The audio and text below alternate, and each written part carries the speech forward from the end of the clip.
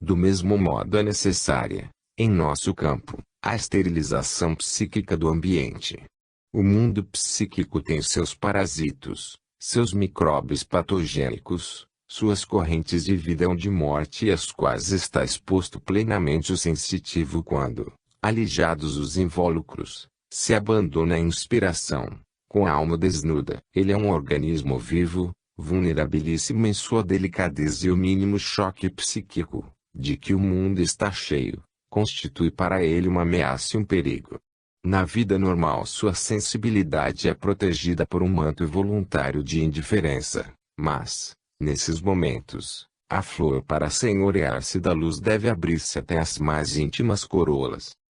Quem não sabe avaliar esses fatores e manejar com prudência essas realísticas forças imponderáveis, quem não se encontra provido de adequada sensibilidade e não possui a finura psíquica apropriada, deve abster-se de intervir nesses fenômenos, porquanto não só os deforma ou destrói, como ainda pode vibrar dolorosos e prejudiciais golpes contra a sensibilidade do médium. Trata-se de uma nova e sutilíssima química do futuro, em que combinarão em novas harmonias ou dissonâncias os elementos de novíssimas e progressivas sinfonias fenomênicas. Se a ciência não souber evolver e transformar-se, em seus métodos, premissas e conceito diretivo, jamais atingirá tais fenômenos. Destruí-los-á, contorcê-los-á, sem compreendê-los. Essa percepção inspirativa deve ser entendida como uma prece, pois implica uma elevação espiritual, que segue a linha das forças boas do universo, isto é, positivas e criativas. A visão da verdade e uma ascensão do espírito para a unidade. A pesquisa científica, nesse nível, é a oração, é religião, é santidade e não pode prosseguir a não ser sintonizando-se com a harmonia do universo, e isso porque, a um certo ponto, a verdade e o bem se identificam e, sem o bem, a verdade não acede ao conhecimento e se esconde à investigação humana. 3. O sujeito. Já observamos as características fundamentais do fenômeno inspirativo, movimentando-o em seu ambiente tal qual eu o vivi. Dado que coisa alguma sucede na natureza de modo abstrato, mas sempre individuada num caso particular da realidade concreta, não se pode prescindir do sujeito, entendido como organismo físico e psíquico, instrumento através do qual o fenômeno se verifica. De início, importa particularizar para não fugir à verdade. Somente depois poderemos generalizar. É por isso que não isolo o fenômeno, separando-o da forma concreta de seu ambiente. E esse conhecimento tem o dever de oferecê-lo, eu, que mais imediatamente o sinto e possuo, pois os outros só poderão obtê-lo por vias mais remotas e indiretas. Falei a respeito de ciência. Ora, a verdadeira ciência não pode ser um fato exterior, mecânico, adaptável a todos, como habitualmente acontece hoje. É, pelo contrário, uma qualidade interior, um profundo estado de pensamento em que se deve transformar toda a personalidade. Ela deve mudar a concepção e o regime de vida, o modo de sentir e de agir. É algo imensamente diverso do verniz cultural que atualmente, com universidades e laureas, se pode aplicar sobre a epiderme de todos, e que nada vale, pois, substancialmente, nada modifica. Se um indivíduo é um selvagem, continua perfeitamente um selvagem. É um mecanismo exterior utilitário. A verdadeira ciência, porém, é uma realidade profunda, totalitária, uma reviravolta de alma, uma religião e uma fé, em face da qual ninguém pode sorrir com ceticismo nem permanecer agnóstico. A verdadeira ciência é apostolado e martírio e não pode nascer da psicologia do lucro. Tudo isso tive onde viver para levar a bom termo minha obra. Se não realizei o esforço de uma preparação cultural no sentido comum, tive de realizar um outro, muito maior, de mudar minha própria personalidade, espiritualmente, até o ponto de poder atingir e tocar as fontes do pensamento. Os cursos culturais eu os realizei dentro de mim mesmo, sozinho, face a face ao mistério, guiado pelas leis biológicas, sustentado pelas gigantescas forças do imponderável. Não creio nas verificações humanas. Creio num outro tipo de saber, em que é preciso ser, mais que parecer, e que serve para a eternidade. Creio numa outra sabedoria, em que se movimentam as forças da vida que nunca pode mentir, porque foi conquistada, a sangrar, na dor. A força do conhecimento só é dada a quem muito tem sofrido diante de Deus. Certas expressões de fé absoluta, certas frases audazes que arrastam, é preciso haver conquistado em face da eternidade o direito de pronunciá-las. Só quem segue o caminho da cruz adquire o direito de julgar. Atrás de minha produção ultrafônica, como certamente acontece com outros hipersensitivos, se desenvolve toda a história de minha vida eterna, que explode nesta culminância. Aí se desenrola todo um drama apocalíptico, em que todas as forças do bem e do mal se desencadearam em torno de mim, lançando-se sobre minha alma para dilacerá-la e sublimá-la. Atravessei sozinho o ilimitado deserto da desesperação, sem a compreensão de ninguém, na louca dança dos egoísmos. Ninguém, jamais, soube oferecer um gesto de amor ao meu ser quebrantado. Agora, porém, já venci. Não mais necessito da compreensão da terra, porque já me chegou a do céu. Deixo aqui a expressão de orgulho, tal como me escapou, humanamente, no primeiro ímpeto, a fim de que minha alma apareça nua, inclusive em sua imperfeição. E agora me inclino, humilhado por tanta felicidade, inclino-me ante meus irmãos da terra, porque todos devemos iniciar e percorrer o longo caminho. Eis aqui o sujeito. Minha produção intelectual é a explosão da minha paixão de bem, constrangida no organismo científico, a fim de que se impusesse, assim, a racionalidade humana. Fazer o bem é a mais difícil das tarefas e eu a desejei em grande escala, um bem nascido de meu tormento e que agora caminhará por si mesmo. Esta é a reação de meu sofrimento, o perdão de Cristo. É esta a ideia gigantesca que, na minha obra, se vestiu de fórmulas e conceitos, esta paixão que se prendeu numa vestidura racional, da qual se rompe, todavia, dando asas ao escrito. Eis em que se transforma a necessidade de amar quando a alma se identifica com as correntes espirituais da inspiração. Falei a respeito de sofrimento. De que espécie? Físico e moral. Simultaneamente, para compreender minha personalidade, importa haver assimilado os conceitos expostos em a grande síntese como conclusões no campo da evolução individual e especialmente os seguintes: as sendas da evolução humana, a lei do trabalho, o problema da renuncia, a função da dor, a evolução do amor, psiquismo e degradação biológica. Não os repito. Esses conceitos eu os vivi todos. O ponto de vista com qual a ciência materialista lança ao patológico esses tipos de personalidade foi por mim destruído completamente. O sofrimento me vem do esforço de realizar minha evolução espiritual, fundido como me encontro num organismo animal que me arrasta para baixo, constrangido a um trabalho que me inclina para baixo, localizado numa atmosfera humana que me atrai para baixo. Verdadeiramente, possui o espírito uma força titânica, para poder realizar seu trabalho em tais condições. No meu esforço, conheci horas turvas e horas de derrota. Os impulsos biológicos do passado são forças reais que reagem e se lançam contra quem queira esmagá-las. Em mim, o espírito, princípio positivo, ativo, que sempre dá gratuitamente, viril na luta, escolheu o maior inimigo, as forças da vida, das quais os homens não são senão os executores inconscientes, instintos, e quis impor-se à matéria, ao passado sobrevivente na animalidade, o princípio negativo, passivo, que sempre requer uma compensação utilitária.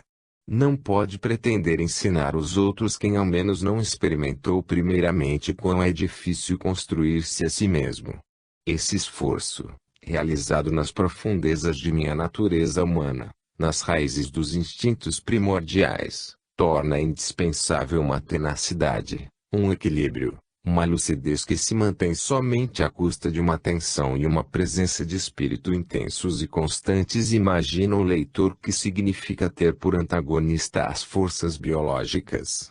Quem vive de instintos e não discute a própria natureza humana, quem vive de acordo com os impulsos milenários e se deixa arrastar pela corrente, não pode imaginá-lo.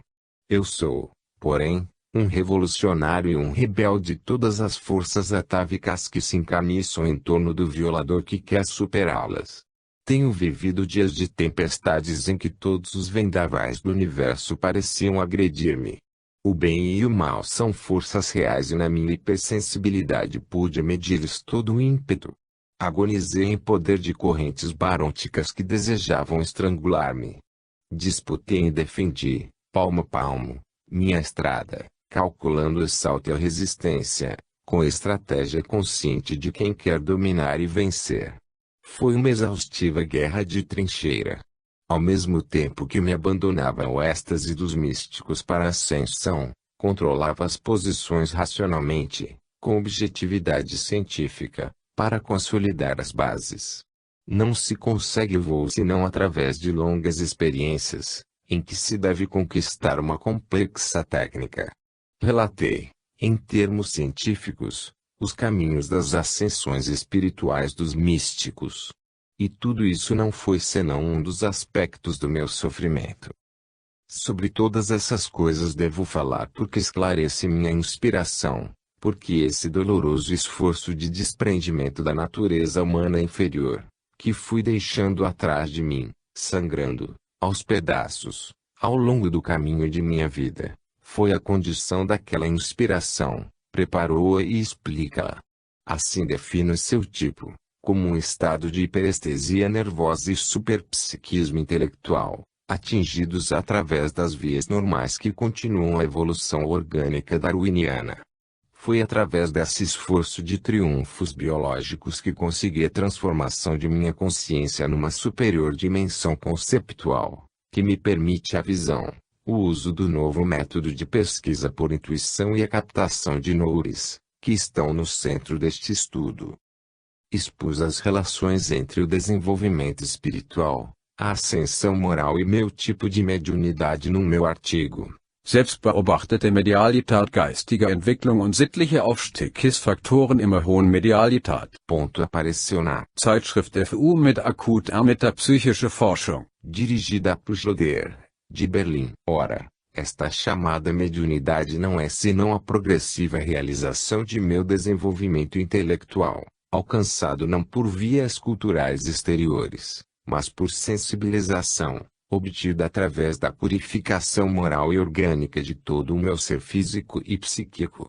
Se, como já disse, qualquer emanação barônica inclinasse o fenômeno, eu tinha, antes de tudo, de eliminar em meu organismo a gênese de tais vibrações, devia distanciar-me evolutivamente delas, evitando correspondência, isto é, não entrando em ressonância com tais ondas, mas, pelo contrário, estabelecendo ressonância com ondas moral e conceptualmente superiores. Como se vê, chego à conclusão, coisa que a ciência ignora, de que a verdadeira cultura é um fato também de caráter moral, que as portas do conhecimento só se abrem a quem se haja tornado digno dele, dando garantias do bom uso que dele fará. Assim como essas vitórias biológicas da ascensão moral não se conseguem senão através de um combate titânico contra as resistências do misoneísmo atávico, senão quando o espírito, num incêndio, se empenha na luta contra as atuais leis biológicas. O fenômeno da inspiração está intimamente condicionado àquele doloroso esforço de liberação. Eis porque tive necessidade de falar sobre dor. É justo, é lógico e cientificamente equilibrado que a maior potência e felicidade que a evolução confira, deva ser ganha e compensada pelo esforço da conquista.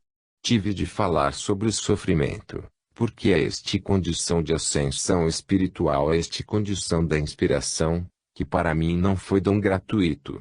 Por isso, este livro sobre as noures, como qualquer arrazoado meu sobre mediunidade, deve ser também o livro e o discurso da ascensão moral, da purificação espiritual.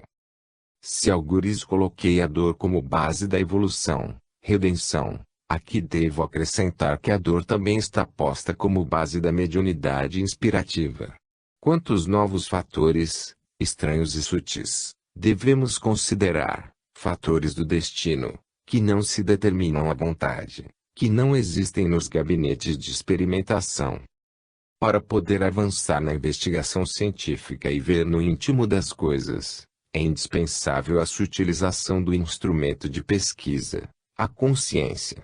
É necessário, portanto, introduzir na ciência, se quisermos avançar, não mais apenas microscópios e telescópios, raios e instrumentos, mas bondade de vida e retidão de intenções, como correntes positivas que pesam sobre o fenômeno.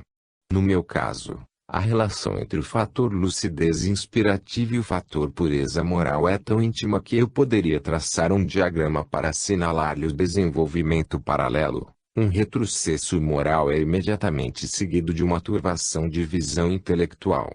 Profundidade de visão e pureza de registração não se obtém senão impulsionando sempre mais para as profundezas do ser o processo de purificação, justamente para outorgar-lhe a capacidade de ressonância e de sintonização, por afinidade, com as noures mais puras, mais profundas, e, por isso, mais poderosas, mais próximas do centro espiritual do universo. Por isso, falei, com referência ao meu caso, de mediunidade progressiva, sujeita a um normal processo evolutivo. Poderia usar a terminologia mística e religiosa, que para mim é equivalente à científica. Esta, porém, é mais apropriada a precisar e melhor corresponde à mentalidade odierna. Somente agora, após estas últimas observações, é possível compreender plenamente a história do meu caso, exposto de início. Esse sofrimento meu não é, portanto, patológico. Sua normalidade é compreensível e justificada pelas condições particulares que atravessa a minha personalidade, não equilibrada como a da mediania num ambiente de forças proporcionadas, mas lançada numa fase em que esse equilíbrio sofre desvios violentos pela introdução, no campo dinâmico de minha vida, de novos impulsos. Para compreender meu caso, importa compreender-me esses problemas, o que não é, pois, uma questão ociosa. Desequilíbrio, portanto. Perguntar-se-á. Mas, ele é o primeiro desequilíbrio do voo, que já se equilibrou num equilíbrio mais dinâmico e mais ágil. É ele um desequilíbrio que ainda no período de formação foi por mim guiado, a fim de conduzi-lo a estes resultados, e cerceado nos limites de uma intensa produtividade. Sempre dominei esse desencadear de forças para que não me desorientasse a pseudoneurose caiu, submissa, a meus pés. Isso significa um equilíbrio e uma potência mais que normais. E daquela destruição de animalidade, que decepa egoísmos, voracidades, paixões, renasci numa vida maior, numa juventude de espírito que jamais perece. Essa foi minha conquista maior, minha redenção, como Cristo nos indicou, atingida na cruz através da dor. E ele, primeiramente, obedeceu à lei para mostrar-nos que até para ele há necessidade de segui-la e como ela é sentida tanto mais inviolável quanto mais alto se sobe, na harmonia da ordem divina. Estes conceitos a ciência não pode compreender, mas se encontram, não obstante, nas bases da evolução humana. Se ascendamos aos mais altos níveis, diz uma registração minha, parece que a velha forma biológica que se atrofia não mais pode suportar o psiquismo hipertrófico e surgem desequilíbrios aparentes, que a ciência, não sabendo compreendê-los, classifica de patológicos, fazendo-os ingressar nas formas da neurose. Fixemos nossa atenção, pois, a fim de não nos enganarmos, observando superficialmente e baseando-nos em apenas qualquer sintoma, não confundamos, tão levianamente, o patológico com o supranormal, colocando ambos igualmente fora da lei, que deve ser verdadeira só porque é da maioria. Não elevemos, com essa adoração do tipo médio, um monumento à mediocridade humana. Aprendamos, finalmente, a vibrar numa paixão mais elevada, que não seja a do eterno comer e reproduzir-se, orgulhar-se e enriquecer. Quebremos, de uma vez, o ciclo em que se repete sempre a animalidade humana. Outra, porém, é a realidade. Cada forma de vida elabora, apenas nascida, suas defesas, e quem abandonou, no caminho do perdão e do amor, nas pegadas de Cristo, seus ataques e defesas, não está por isso desarmado e sabe, igualmente, combater o seu combate. Ele tem o conhecimento e se move num oceano de luz. Embora a agressividade humana estampe em sua alma a derrota de uma hora, ele sente e atrai as forças do universo, tem o poder da sinceridade, da verdade, da justiça, luta por um princípio, por um ideal, e aquelas forças se insurgem como por uma violação de si mesmas e do princípio divino que as governa, quando quem fala em nome do bem é esmagado. Quem atirou para longe de si as armas da luta humana, apodera-se de outras, mais sutis e poderosas, de uma luta mais digna. Meu sofrimento provém do fato de o espírito, atingido certo nível, não saber e não poder mais adaptar-se a viver no cárcere sensório do organismo corporal. Quer evadir-se a cada instante, de sua prisão, a prisão do ambiente terrestre. É trágico ouvir o cântico da grande pátria distante, invocá-la da terra do exílio e não poder atingi-la. É um contraste maravilhoso e sábio de forças, em que o espírito é constrangido a curvar sua potência sobre a matéria para sacudi-la, animá-la, atraí-la consigo para o alto, já que não pode desprender-se dela e abandoná-la. Só esse ambiente denso oferece a resistência necessária a fazer dela um campo de exercícios. Eis porque se nasce neste mundo com um incêndio dentro da alma. Esta deve, então, aquietar seu impulso, estudar o ambiente, analisar-se, canalizar suas forças para uma produtividade real. E nessa compressão de impulso o espírito se fortalece, se concentra e a alma, repelida para dentro de si mesma por um exterior que não a sacia porque não lhe corresponde, parece encontrar nessa compressão a força para descer às profundezas, e profundezas cada vez maiores, e aí, nas grandes fontes da vida, adquirir potência. Então, e só então, quando se assim, pela divina sabedoria, introduzido nesse encaixe, se retoma, a força, com a energia do desespero, o caminho da própria evolução biológica e se continua a via das ascensões espirituais. A sabedoria que criou no passado novos órgãos e organismos, novos instintos e novas disposições psíquicas, obedeceu a essa mesma lei de necessidade de expansão pela compressão, necessidade de vida ou de morte. A evolução é uma força irrefreável e quando se chega a uma encruzilhada, na época paleontológica ou, como atualmente, na fase da evolução psíquica, é indispensável escolher, ou avançar ou morrer. Eu tive de avançar. Muitos, quando chegar sua hora, deverão fazer o mesmo. Tudo isso serve para fazer compreender por que, como base da minha mediunidade, eu coloco, na condição de fundamentais, o caráter de normalidade, enquanto é fenômeno biológico, e o de progressividade, enquanto é evolução moral. A desarmonia entre o hipertrófico desenvolvimento psíquico e o funcionamento orgânico, necessariamente levado, por progressivas reduções, atrofia, traz consigo um contínuo e sutil sofrimento nervoso, não localizado, difuso, mas intenso e incessante, como uma verdadeira sensação da vida. Por isso, a alegria de viver se transferiu, inteiramente, para o centro psíquico do espírito. O processo de purificação é tão completo e profundo que interessa também as íntimas camadas do metabolismo orgânico. Esse processo de renovação interior, que cria funções novas, dá uma sensação de agonia à vida no nível físico, porque se realiza nas profundezas do ser. Trata-se de uma mudança substancial de formas e de existência, desce até tocar os íntimos movimentos eletrônicos dos átomos e os motos vorticosos que os unem na química celular. É verdadeiramente uma transmutação de órgãos e substâncias em outras, de diversa composição química e diferente orientação atômica. A substância muda de forma no curso da evolução, é atingida até a alma de sua estrutura cinética. Esta não é apenas purificação e esforço moral, mas também purificação e esforço orgânico, que penetra no campo da medicina.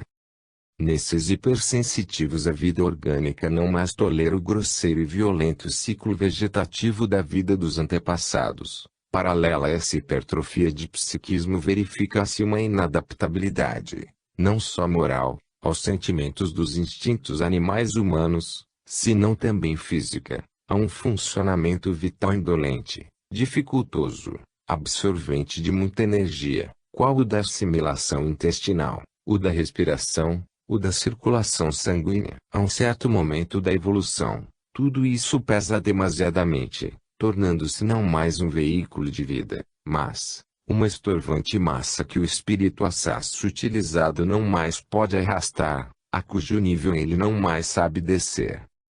A evolução sempre forneceu exemplos da criação de funções novas. Por que deveria deter-se agora? Pode algo estacionar no universo? E se evolução é ascensão, onde poderá haver criação, agora, se não no campo psíquico? Isso é absolutamente científico, é continuação, que importa ver, da ciência que todos aceitam. A medicina fala de atrofias deste e daquele órgão, desenvolvidos nos antepassados e que agora tendem a desaparecer, porque não mais alimentados pelo uso, porque lentamente foram postos fora do ciclo do metabolismo orgânico. A função se desloca ao longo da linha da evolução, à medida que o ser progride, abandonando a forma de expressão do passado e plasmando novas. Para compreender isso, porém, importa haver entendido que a evolução orgânica darwiniana não é senão o último efeito sensível de uma evolução do psiquismo da vida, que em progressivas formas orgânicas se tem expressado e se exprime. E se fala que, um dia, novos órgãos poderão atrofiar-se, isso sucederá porque a atrofia terá primeiramente atingido o centro psíquico, interrompendo, desse modo, a alimentação energética do órgão interessado através das vias nervosas. A evolução orgânica será sempre a forma exterior de uma evolução psíquica mais profunda, que dirige aquela, e qualquer desvio que esta determine nos órgãos só se verificará quando já houver realizado e estabilizado suas conquistas em planos mais elevados. Tudo isso devo afirmar porque faço de minha inspiração um caso de evolução também orgânica. Não posso prescindir, no estudo do fenômeno da captação noúrica, do estudo do organismo em que o fenômeno se processa e das profundas mutações que nele, por isso, se verificam e devem verificar-se. Tudo isso aí deve ser conexo. O meu método de intuição é uma superelevação de consciência ao seu limite mais avançado, que se comunica com o outro extremo que, em mim, tende a desaparecer, abandonado ao passado, a estrutura e o funcionamento do meu organismo animal. Quanto mais avança o primeiro, mais reage sobre o segundo, modificando-o. O processo de sensibilização espiritual tem ressonâncias nos mais baixos níveis do mundo orgânico e a purificação moral, nos níveis elevados, se completa, igualmente, pela imposição de uma purificação celular, isto é, de células e tecidos, a substância orgânica. É um fato que com a alimentação introduzimos substâncias químicas em nosso organismo, substâncias que depois o constituem. Para o sensitivo, então, que tudo percebe como noures, isto é, como correntes de emanação espiritual, certas substâncias, vistas em sua mais profunda essência, são instintivamente repelidas como intoleráveis. A grosseira estrutura normal resiste a muitos venenos, a que o sensitivo não pode resistir. Desloca-se a gama considerada média da tolerabilidade e algumas substâncias do regime dietético comum se tornam superlativamente tóxicas. Tóxicas porque o organismo sensibilizado consegue perceber nas substâncias nutritivas emanações que, antes, não percebia, e quando ele houver introduzido em seu organismo aquelas substâncias impróprias, será torturada por aquelas emanações, durante o longo ciclo que não termina senão com sua eliminação final, através do metabolismo orgânico. Daí a necessidade de observar atentamente os alimentos, pois, pelo mínimo erro, surge uma fonte de novos sofrimentos, além do perigo contínuo de prejudicar-se a capacidade receptiva das noures. O organismo do sensitivo é uma orquestra ressonante de correntes espirituais e no concerto nada se pode introduzir de heterogêneo, em especial alimento. Diretamente em circulação uma substância dissonante continua emitindo sua voz, sua radiação cacofônica, enquanto dela permanecerem traços no organismo. Como já falei, quanto à verificação do fenômeno, a respeito de esterilização psíquica do ambiente, aqui estou falando sobre purificação celular. E esta deve ser não um fato momentâneo, mas um método dietético constante. Um verdadeiro regime de vida. Chega-se, assim, por esta via, a um tal grau de sintonização com a harmonia universal, que já não é lícito violá-la senão à custa de graves sofrimentos, inclusive no campo moral, feito de sutis vibrações e atitudes de espírito. Sente-se, então, a culpa, não como vantagem, mas como dor. Pureza. Eis ampliado até ao campo da medicina o sistema dos místicos. O alimento jamais foi considerado um amigo dos místicos, que viviam sempre entre jejuns. A quantidade pesa. O cérebro deve servir a outras funções e atrai para si a circulação e a nutrição do sangue. O sistema nervoso não mais pode descer ao serviço de uma laboriosa digestão acumuladora de gorduras. O místico é magro e desejaria ser transparente. E, no entanto, é dinâmico, é um contínuo lampejo de energia. Isso mostra que é 100 vezes mais vivo e mais jovem. O longo e sinuoso caminho intestinal, em que o alimento permanece até a putrefação, lhe traz inevitavelmente uma nota venenosa sensação orgânica da vida. Vencida a quantidade, importa atender à qualidade, a fim de que o grosseiro sistema de reabastecimento dinâmico, a que está ligado o psiquismo, dê o maior rendimento com o menor prejuízo possível.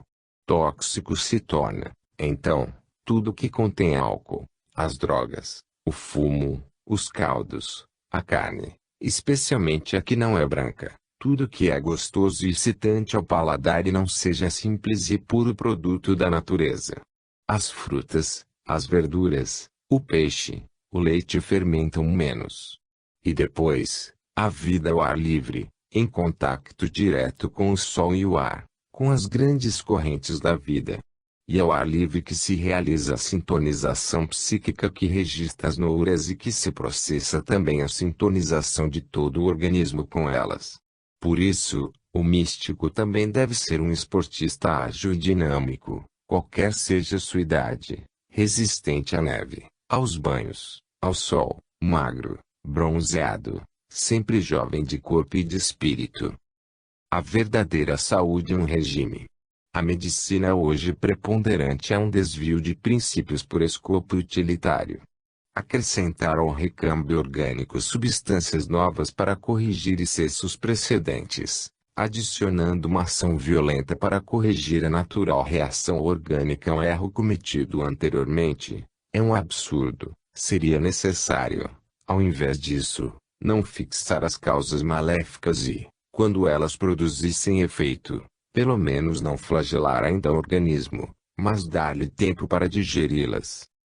É, porém, cômodo acreditar no milagre. Além disso, os remédios se vendem, mas os conselhos sábios não se encontram à venda e custa esforço segui-los. E assim seja. E desse modo se multiplicam os prejuízos. É um princípio geral que importa dar ao corpo o que lhe é necessário, como é uma máquina o seu alimento, o combustível, e isso segundo o trabalho que se exige do organismo. Até poucos anos, A maioria da humanidade só se ocupava em trabalhos físicos, por isso, a carne lhe era necessária e as refeições pantagruélicas a Luís XIV podiam ser seu sonho e sua necessidade fisiológica. Há um tipo de homem, porém, que hoje se vai normalizando, com funções preponderantemente nervosas e psíquicas. Aquele sistema é tóxico e, no meu caso, insuportável. Quando o trabalho da vida é quase exclusivamente psíquico, a alimentação deve ser adequada. Isso é lógico. E direi mais. Dia por dia, conforme o trabalho a realizar, físico ou psíquico, a quantidade e a qualidade da alimentação deve mudar, proporcionando-se ao determinado trabalho. E se o trabalho é habitualmente sedentário e intelectual, o regime dietético deve ser também habitualmente vegetariano. Assim, a espiritualidade se completa nos baixos níveis da evolução orgânica e sobre esta reage, dando também ao organismo físico suas qualidades de juventude perene. A causa da vida, o seu motor, é o espírito. Quanto mais se é espírito, mais se domina a decadência senil e se sente que a morte não mata. Envelhece-se, então, na direção de uma juventude que é plena de força porque é festa de espírito. Envelheço e não morro, morrerei e viverei, sublime experiência. 4. Os grandes inspirados. Realizei o exame de meu caso em seus mais salientes particulares. É chegado o momento de sair deste caso individual para remontar a uma visão mais vasta do fenômeno, observando os casos de mediunidade inspirativa que a história nos oferece.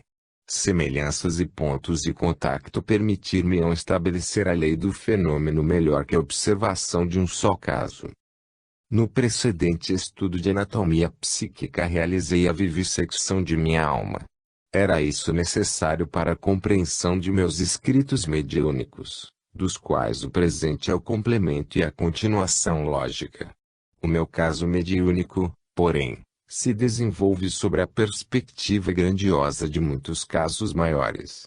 Embora distanciados grandemente por importância histórica e potência e não obstante das naturais diferenças dadas pelo temperamento do médium, pela natureza particular das circunstâncias e pelo ambiente imposto a seu trabalho, todos esses casos têm um fundo único, possuem notas características comuns, que renasceram também no meu caso menor. Isso corrobora minhas afirmações e interpretações do fenômeno com a presente teoria das Noures. Muitas palavras têm sido usadas para defini-las: inspiração, visão, êxtase, rapto dos sentidos, intuição, mediunidade, o demônio, as musas, o espírito, a subconsciência, a superconsciência, etc. O misticismo, as religiões, o espiritismo, a filosofia, a arte, a psicologia, cada atitude do pensamento humano criou sua expressão e observou de um ponto de vista particular o mesmo fenômeno. O místico, o santo, o profeta, o poeta, o artista, o herói, o cientista, o inventor, numa palavra, o gênio, em todas as suas formas, tem vivido igualmente aquele fenômeno. É um fenômeno próprio dos grandes avançados na evolução, da qual o gênio não é senão um antecipador que agita o archote do espírito no seio de uma triste normalidade. O fenômeno é tão universal e antigo quanto o homem, mas ainda, foi justamente na antiguidade que ele foi mais reverenciado, quando o conhecimento se atingia diretamente por revelação e o método intuitivo e dedutivo, que a racionalidade moderna não mais sabe usar. Era muitas vezes o único método de pesquisa para a solução dos problemas e a conquista do saber. A alma humana, então mais virgem, parecia mais próxima das origens, podendo atingi-las diretamente. Hoje o pensamento se encontra decaído, havendo-se precipitado profundamente na racionalidade e não sabe reencontrar os princípios. Desses grandes contatos espirituais nasceram as revelações. Entramos, agora, num mundo maravilhoso. O fenômeno da registração inspirativa não se pode encerrar nos limites de um fenômeno científico, Este caso está para a simples captação noúrica como um raio para uma centelha elétrica, pois que o homem é levantado num turbilhão à face de Deus, centro conceptual do universo, que aparece e se revela para assinalar os destinos do mundo. Se no meu pobre caso tive de falar em ascensão espiritual e purificação, quais condições de uma sintonização que não pode realizar-se senão por afinidade? A que vórtice de potência se terá realizado a transhumanização desses grandes inspirados que chegaram a ler o pensamento de Deus? E aqui se toca o caso limite da humana possibilidade de ascensão. Se a recepção noúrica é fenômeno de elevação humana às altas esferas do superconcebível, a que tensão do ser, a que vertigem de altura, a que vértice de potência terá chegado a alma humana, nesses casos? E como se torna pequenina e inadequada a ciência, com sua análise, em face desses fenômenos que governam a história do mundo?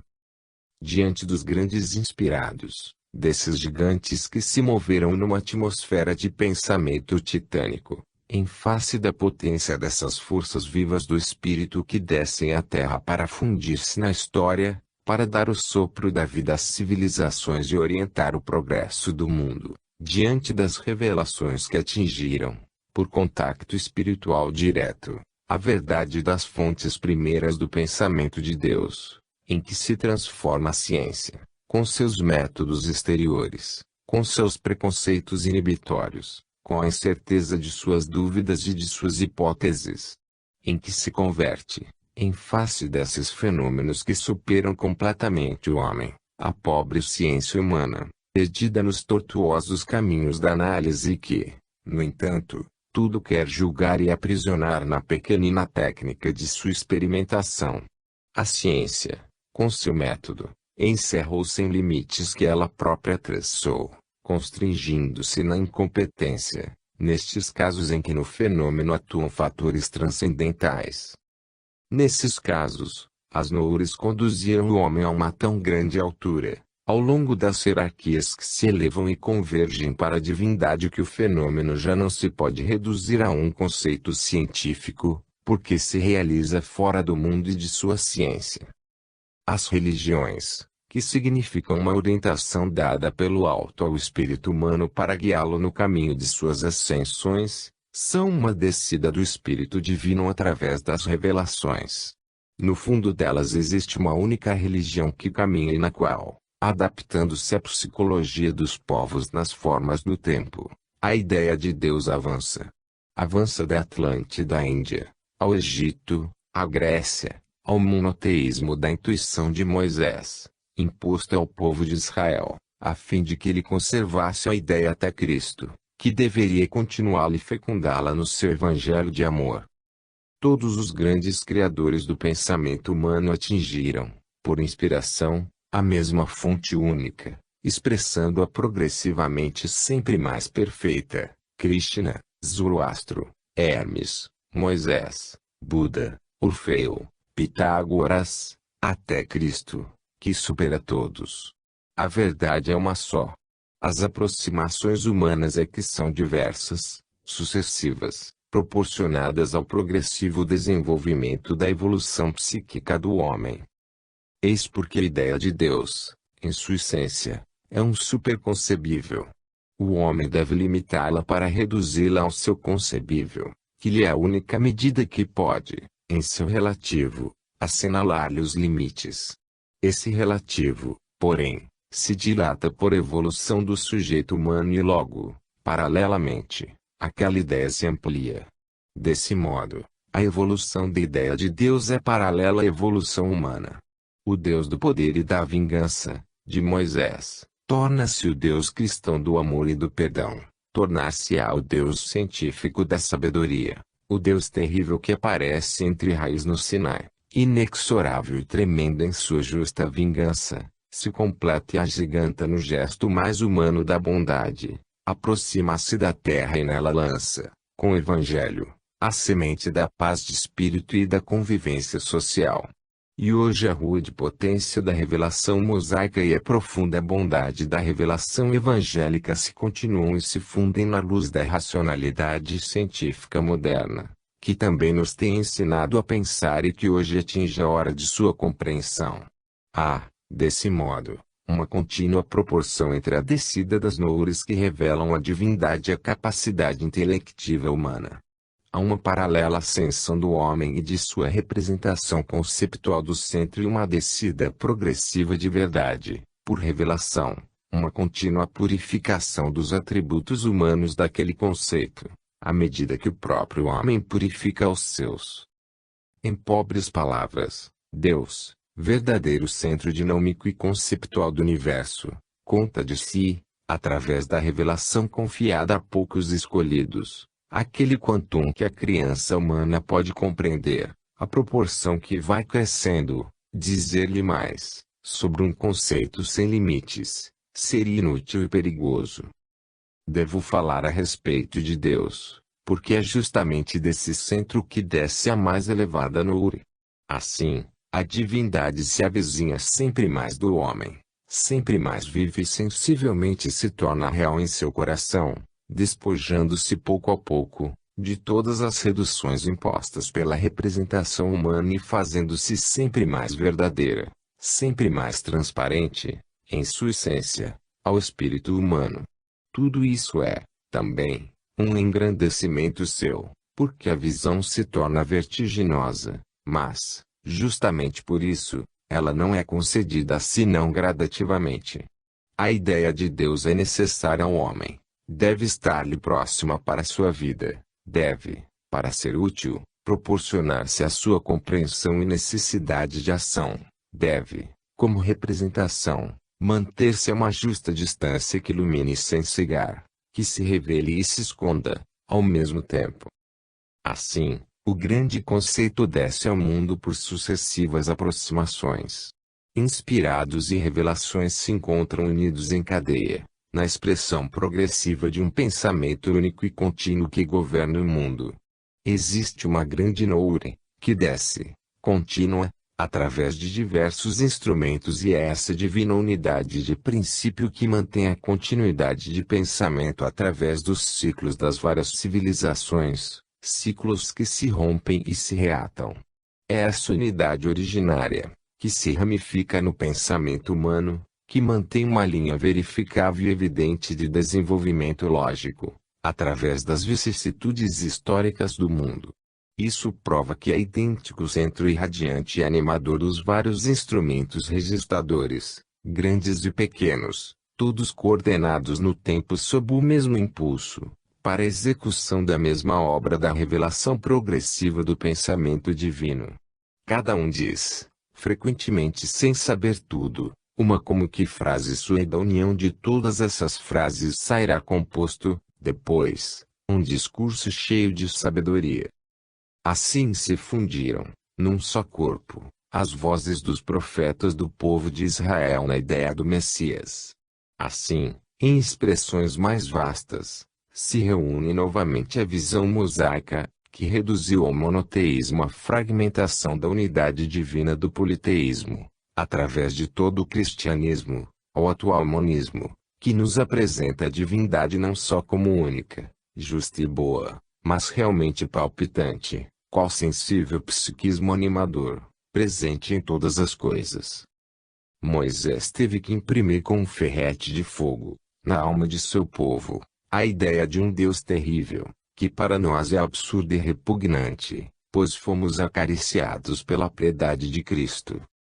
Hoje o terror é desaparecido, tão mitigada foi aquela vingança que não conhecia a piedade, mas subsiste o mistério.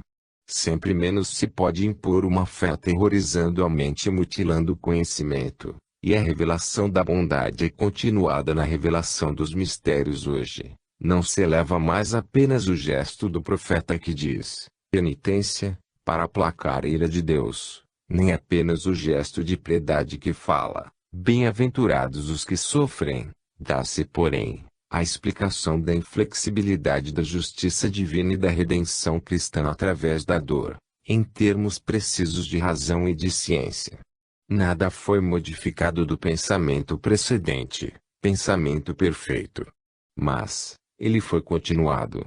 O mesmo pensamento, após milênios, é novamente trazido à luz da consciência humana, saída atualmente da minoridade, não mais apenas como ato de fé e estado de graça, mas como uma imprescindível necessidade racional, que aquela mesma doutrina impõe para os caminhos novos, únicos que em tempos de perda de fé permanecem ativos, isto é, os caminhos da racionalidade, que é justamente a forma mental do nosso momento. A Noure, em sua profundidade a mesma, traz de novo à luz o Evangelho, substancialmente esquecido, mas agora em forma de ciência. Esta é a necessidade dos tempos, a fim de que o Evangelho seja de novo sentido, para que a moderna concepção do saber não se extravie e ela é chamada às origens, fundida com as antiquíssimas intuições dos iniciados, utilizada no momento da maturidade espiritual atingida como meio de divulgação dos mistérios, entre os quais já não é permitido hoje esconder a verdade. Unidade, diz hoje a grande Noure, unidade de religiões e de ciência, descoberta de uma consciência unitária de humanidade em torno de um Deus único, ideia central, que deverá salvar e dirigir o mundo na nova civilização do terceiro milênio.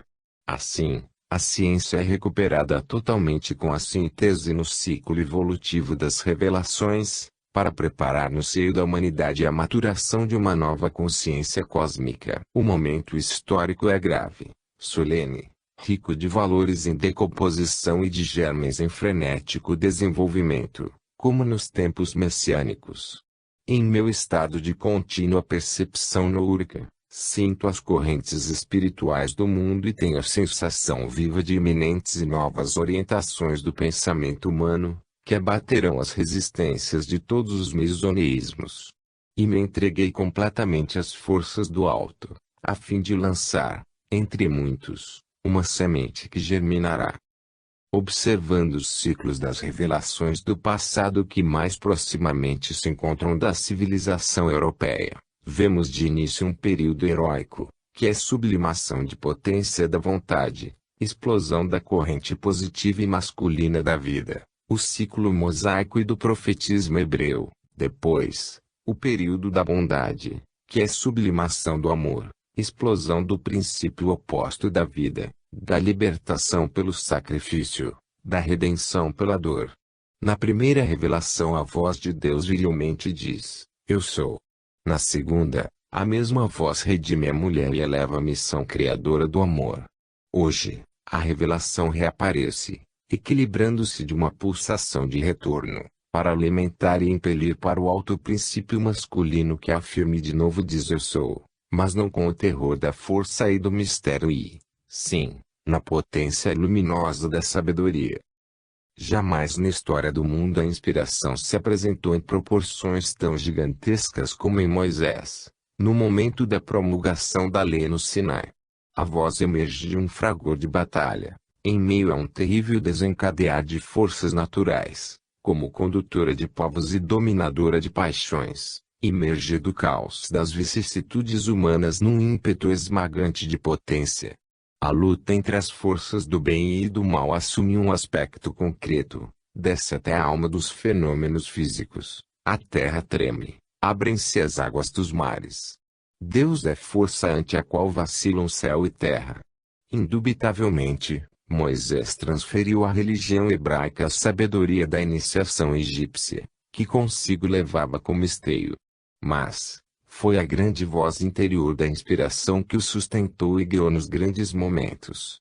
O pensamento era, então, densamente revestido de ação e se expressava, súbito, em ato nos acontecimentos. Deveria, pois, possuir, em suas origens, a violenta potência energética que lhe permitisse penetrar as densas camadas da matéria e do espírito humano. A verdade devia ser simples, precisa, mas lançada como um projétil e cortante como uma espada para poder penetrar no duro coração do homem. O profeta tinha de ser um condutor de povos e seu pensamento deveria estar armado de potência humana e sobre-humana. A lei de um Deus único devia impor-se por seu poder no seio da idolatria dos cultos vários, devia imprimir-se na consciência de um povo, em meio à anarquia das nações.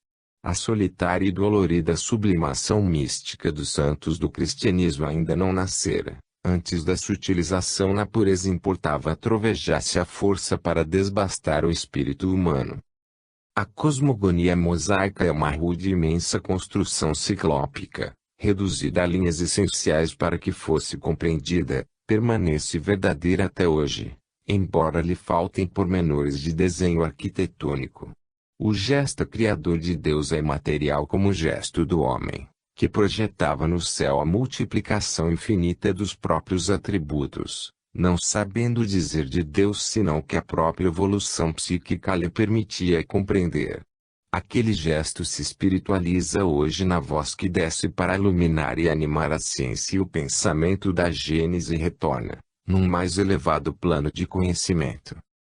A Gênese é o primeiro livro do Pentateuco, a que se seguem o Êxodo, o Levítico, os Números e Deuteronômio, e foi escrito sob a inspiração de Moisés, enquanto vagueava no deserto com o povo de Israel.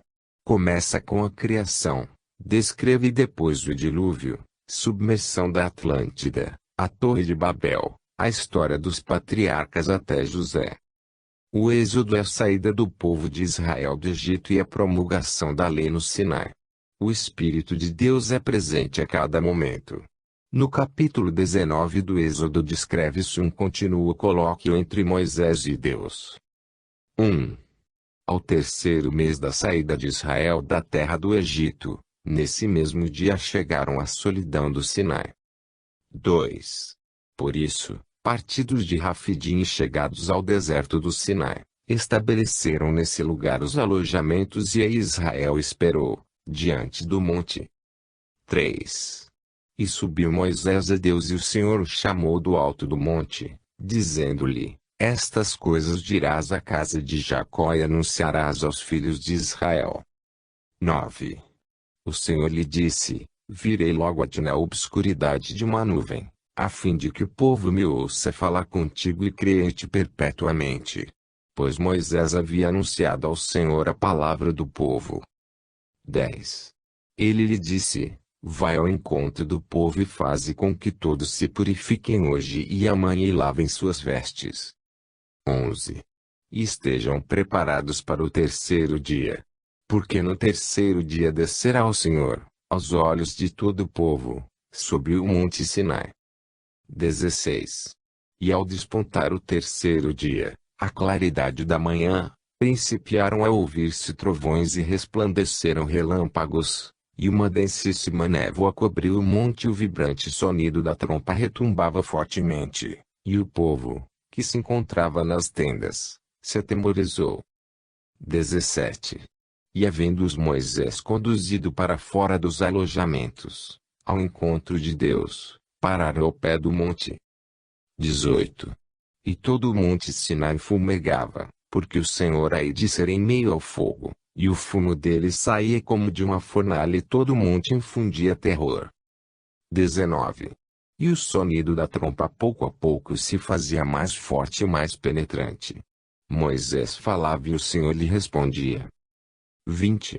E desceu o Senhor monte Sinai, sobre o próprio cume do monte, e chamou Moisés àquele cume. 25. E Moisés desceu e contou todas as coisas ao povo. E assim nasceu o decálogo, da palavra pronunciada por Deus. Capítulo 20. 1. E o Senhor pronunciou todas estas palavras. 2. Eu sou o Senhor teu Deus, que te tirou da terra do Egito, da casa da escravidão. 3. Não terás outros deuses diante de mim. 18. E todo o povo percebia as vozes, e os raios, e o sonido da trompa, e o monte que fumegava, e o povo, assustado e tomado de medo, pôs-se de longe. Eis a narrativa do momento culminante da mais poderosa recepção nourica que o homem conhece. E o espetáculo é verdadeiramente de uma grandiosidade terrível. A mole imensa, severa e selvagem do Sinai, a recordar o Brocken Goetião, a grande montanha de granito, nua e escura, cujo cimo é o trono de Eloy, circundada de legendas pavorosas, ecoando estrondos de trovões, os cumes escondidos nas tempestades de nuvens a mugir, coruscantes de raios, as faldas do monte enegrecidas de massas humanas.